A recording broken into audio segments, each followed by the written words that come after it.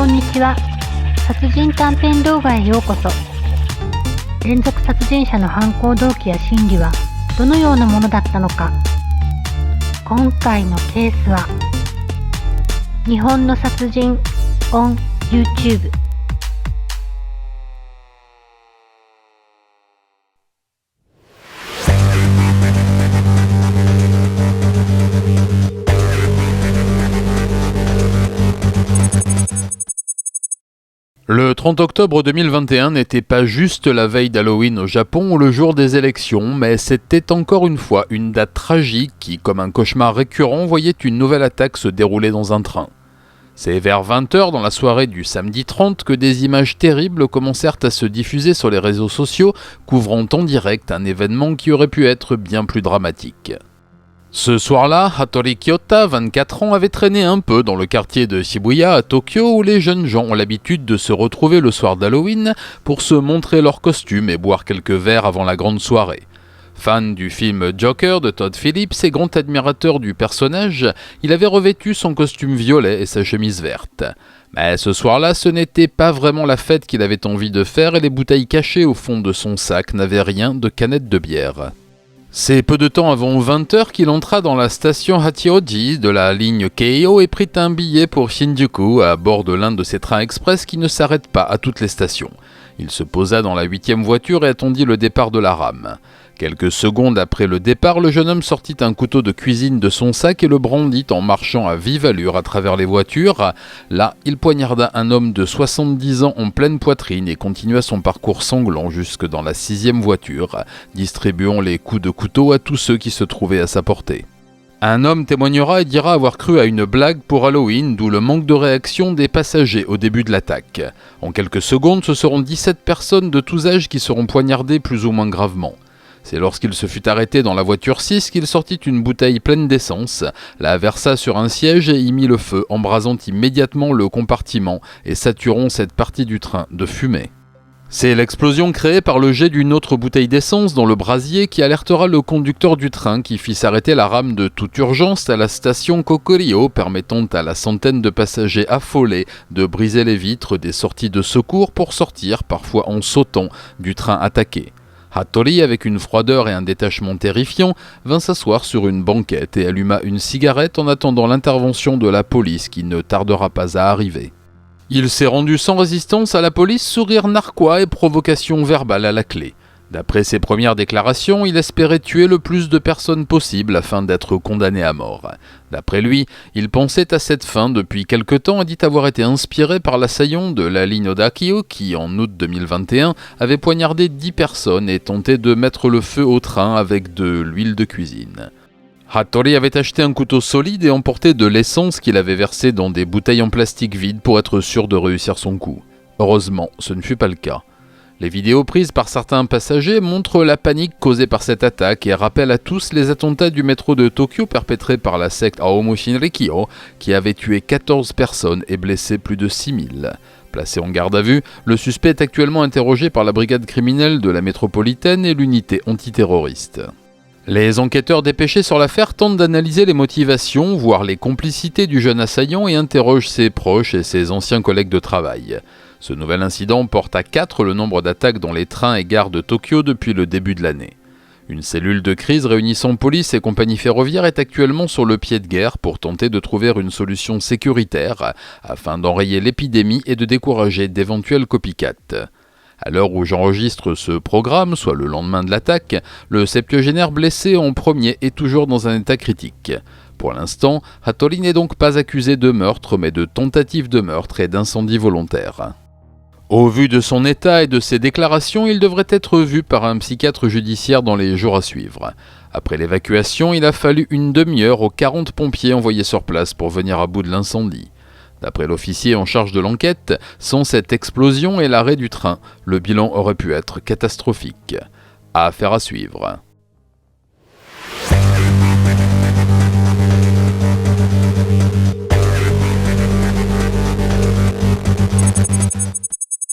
Le 18 septembre 2021, le secrétaire d'État Sakata Motohiro partait, comme à son habitude, faire une randonnée sur le mont Kitahotaka près de sa ville de Takayama. Emportant sa tente et de la nourriture avec lui, il prévoyait de passer 3 jours et 2 nuits dans les montagnes pour y marcher, y faire un peu d'escalade et pêcher.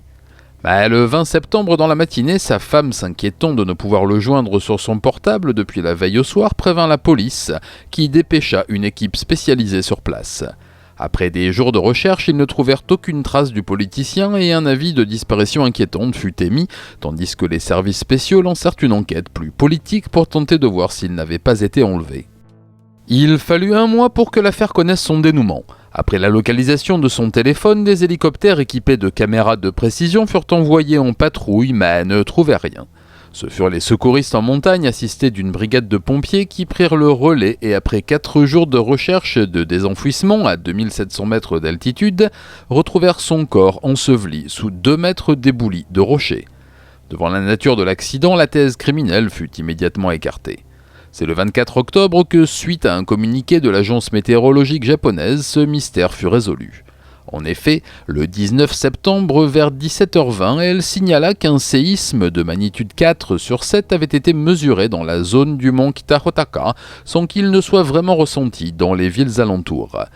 Ce tremblement de terre localisé a provoqué quelques éboulis au sommet de la montagne, dont celui qui fut fatal à Sakata Motohiro. Mystère résolu, affaire classée.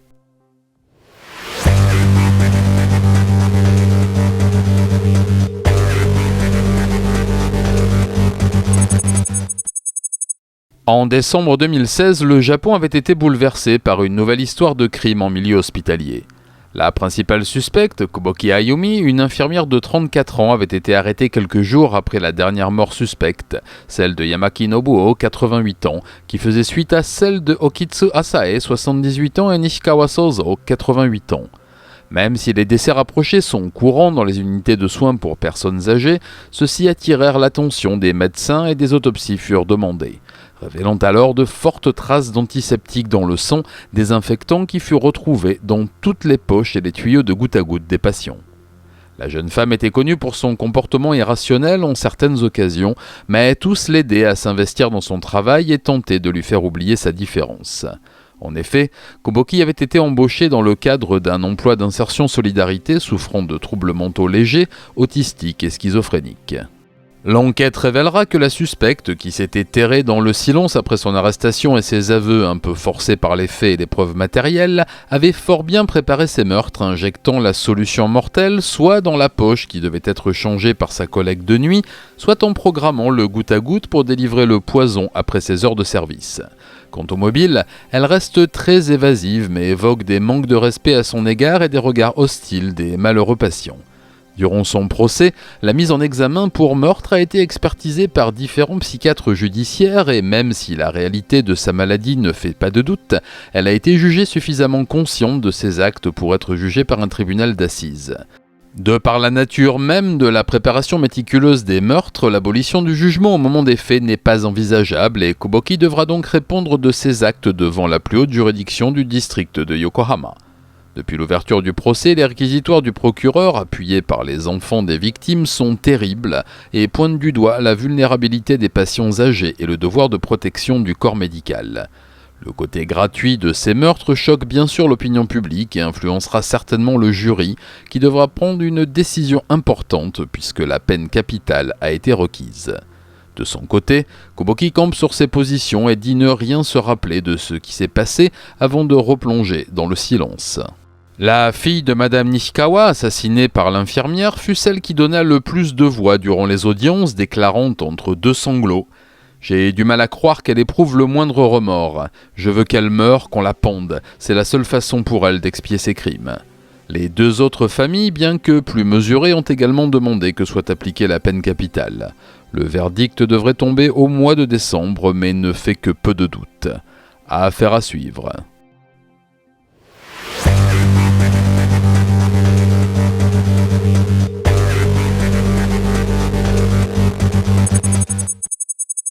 Le 18 octobre dernier, un homme d'une trentaine d'années a été arrêté par la police de la route après un contrôle de routine qui avait révélé qu'il conduisait sans permis. Déclarant souffrir de violents maux d'estomac, il fut conduit à l'hôpital pour y être ausculté par un médecin afin de déterminer s'il était apte à la garde à vue. Après divers examens, le praticien déclara que l'homme était dans un état de santé satisfaisant et pouvait être conduit en détention. Vers 15h, l'interrogatoire commença et l'homme perdit subitement connaissance d'après l'officier en charge de l'audition. Réanimé par un officier secouriste, le suspect se frappa la poitrine en murmurant qu'il avait l'impression que son cœur s'arrêtait. Conduit d'urgence à l'hôpital, il décédera quelques minutes plus tard, victime d'un infarctus. Une enquête est en cours pour déterminer la responsabilité de la police dans ce dramatique incident et une autopsie a été demandée par le chef de poste du commissariat de Minami, à Osaka, endroit dans lequel s'est déroulée la garde à vue.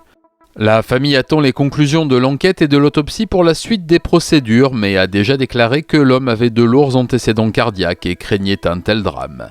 Pour l'heure, la responsabilité de la police n'est donc pas mise en question. Affaire à suivre.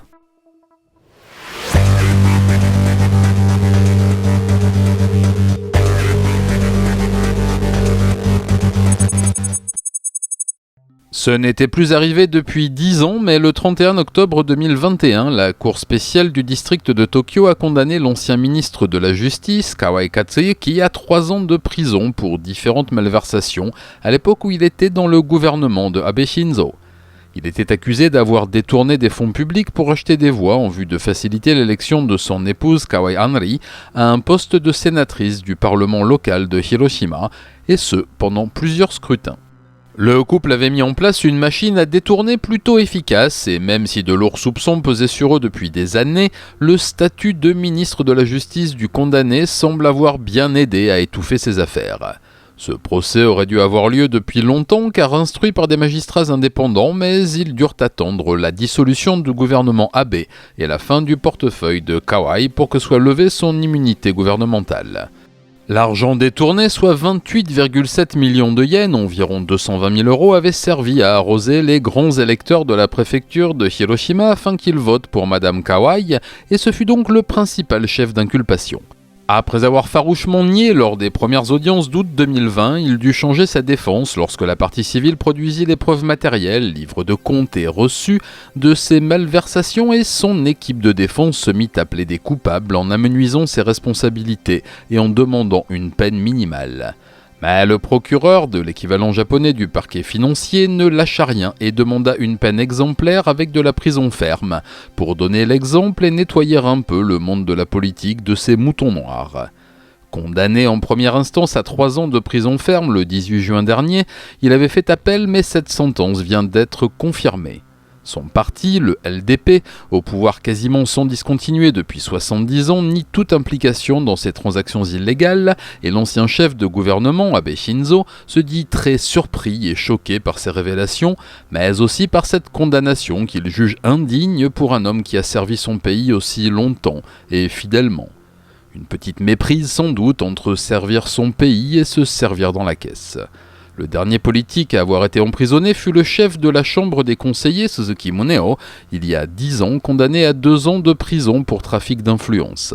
D'anciens membres des chambres législatives et du gouvernement rasent les murs si l'on en croit les rapports de cette commission de lutte contre la corruption, et il est à parier que les broyeuses à papier font les 3-8 depuis quelques semaines.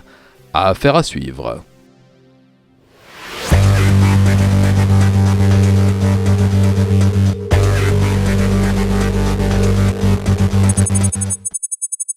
C'est un sujet malheureusement récurrent dans Petit Satsujin, mais il fait maintenant partie intégrante des statistiques japonaises avec la recrudescence qu'il connaît depuis une vingtaine d'années, celui des suicides collectifs. C'est ce qui vient d'arriver dans la petite ville de Yuzawa, dans la préfecture de Niigata. Le matin du 19 octobre, vers 11h, la police locale recevait un appel d'urgence qui signalait 5 corps inanimés dans un van stationné depuis la veille sur un parking public. Arrivés sur place, la police et les secours d'urgence ne purent que constater le décès de 5 jeunes, 2 hommes de 24 et 31 ans et 3 femmes de 19, 22 et 23 ans. Un examen rapide de leur corps permit de découvrir qu'ils ne présentaient aucune blessure. Un rapide coup d'œil dans le véhicule de location conduit la police à trouver des briquettes de charbon de bois consumées au pied des victimes, ce qui est devenu le moyen malheureusement classique de suicide par intoxication au CO2 de beaucoup de gens. Une enquête est en cours qui permettra de déterminer les circonstances de ce drame et s'il y avait eu des signes avant-coureurs postés sur les réseaux sociaux. La brigade spécialement échue à la traque des sites et forums suicidaires sur Internet a été chargée d'une partie des investigations. Un ami de l'une des victimes a témoigné avoir parlé avec elle jusqu'à 23h la veille au soir et avoir tenté de la réconforter, lui proposant de passer la voir, mais elle aurait raccroché en lui disant qu'il fallait qu'elle y aille et qu'il ne pouvait rien pour elle. Face à la recrudescence des suicides individuels et collectifs, de nombreuses associations en partenariat avec le gouvernement et la police ont mis en place des numéros d'urgence et des plateformes d'écoute. Avec la crise du Covid et l'isolement de nombreux expatriés, dont certains ont mis fin à leur jour, ces plateformes ont même embauché des psychologues anglophones. L'isolement, la dépression et les envies suicidaires ne sont pas des vues de l'esprit mais de vrais problèmes, dont il faut parler à des spécialistes le plus tôt possible. La période que traverse l'humanité depuis 2 ans accentue cet isolement, alors pour ceux que cela pourrait concerner, je vous mets les numéros d'urgence et les liens vers les plateformes japonaises et françaises qui pourraient vous aider.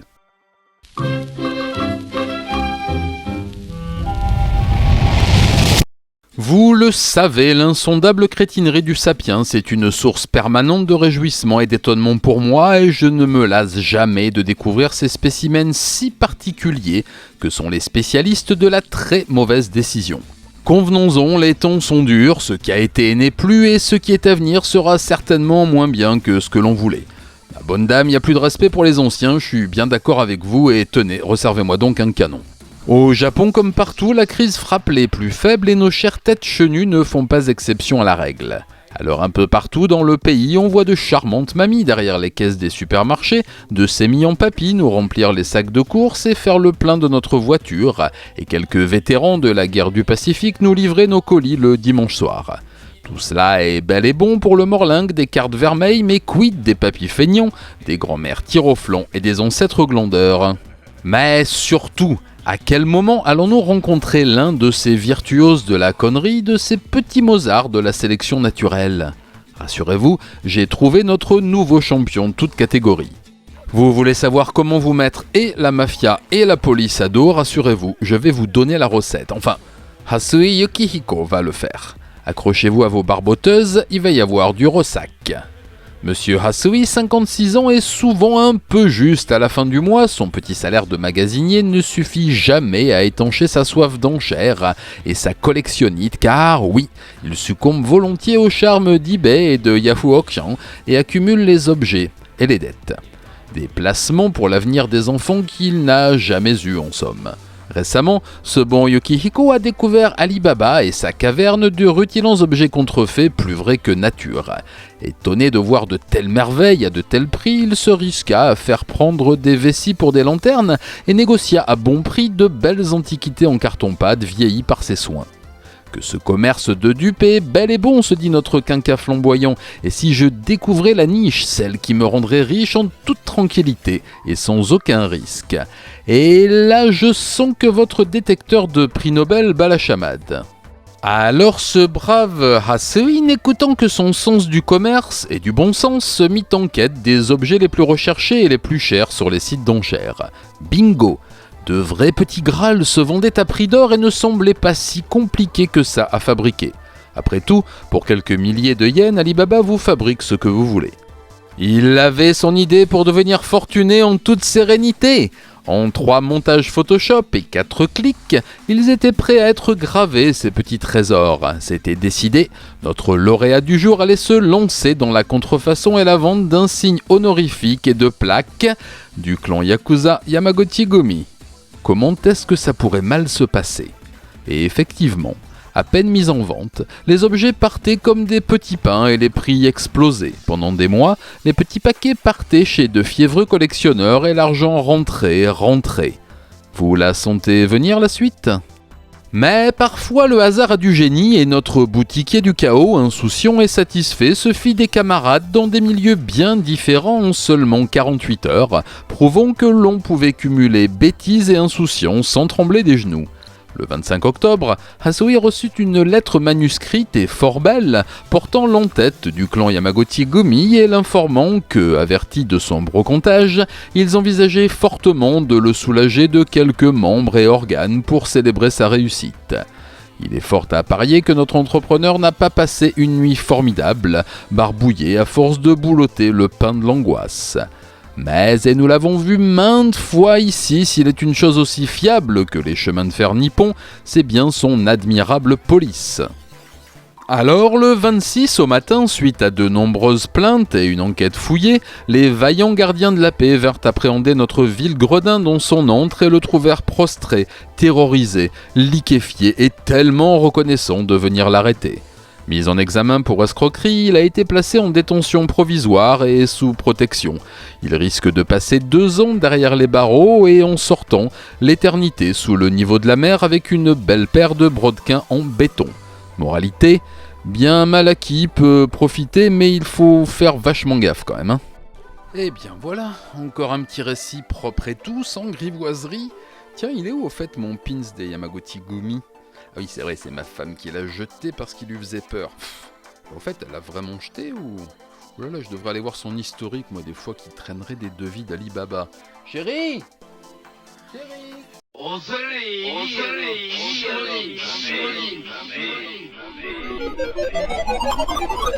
Un coup de pouce un peu spécial aujourd'hui puisqu'il va mettre en lumière le travail d'un artisan de l'image, vidéaste et réalisateur à travers l'un des artistes qu'il clippe et de la nébuleuse créative qui gravite autour.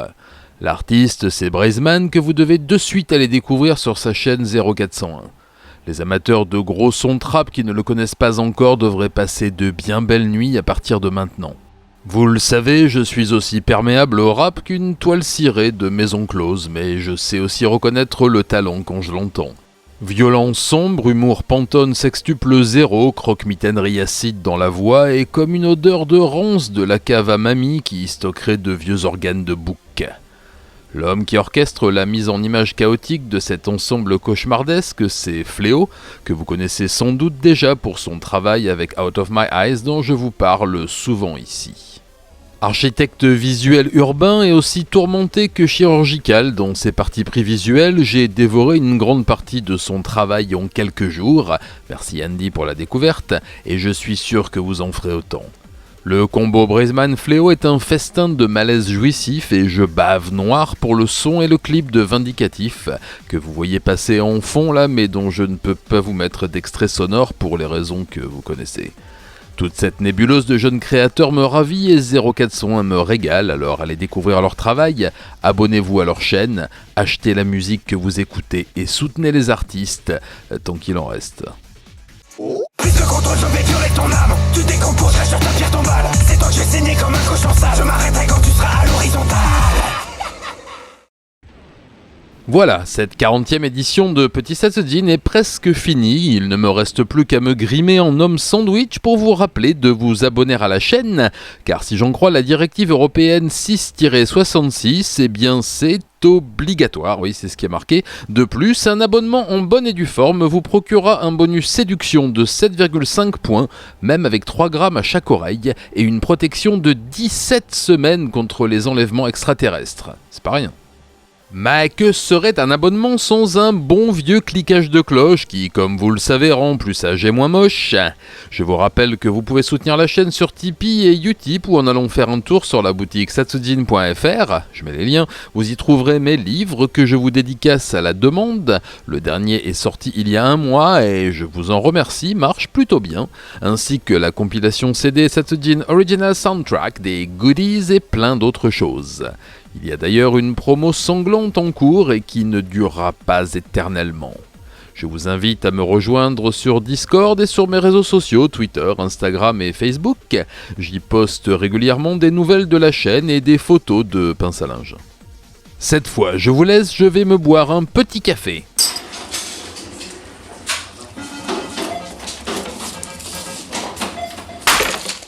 Malin, un peu de café maintenant. Matane.